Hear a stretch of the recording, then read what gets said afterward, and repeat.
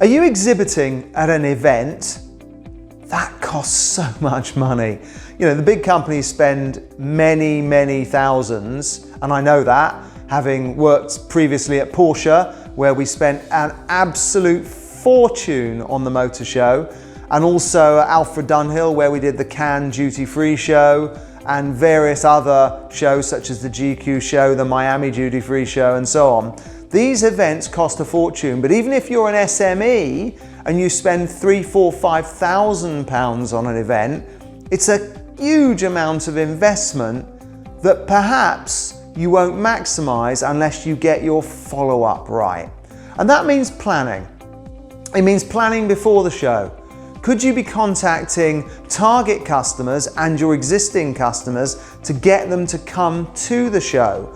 You could do that by email, but also you could use the phone to call them up. And the key success driver of event investment is follow-up after the event. You might get 50, 100, possibly even more leads. The key thing to do is to follow them up, one, quickly, i.e. maybe a couple of days after the show, and two, continuously. In other words, work through that as if it were a sales pipeline, which it is, all the way through to conclusion. Not everyone will be willing to trade with you.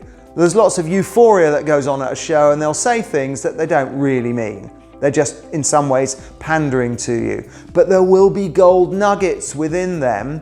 And the key thing is, if you don't follow up, in other words, make 1 call, 2 call, 3 calls, 10 calls potentially without stalking, over a period of time, and I would say certainly within a month, but starting early from day 2, you won't get that revenue, that opportunity, those customers, unless you follow up.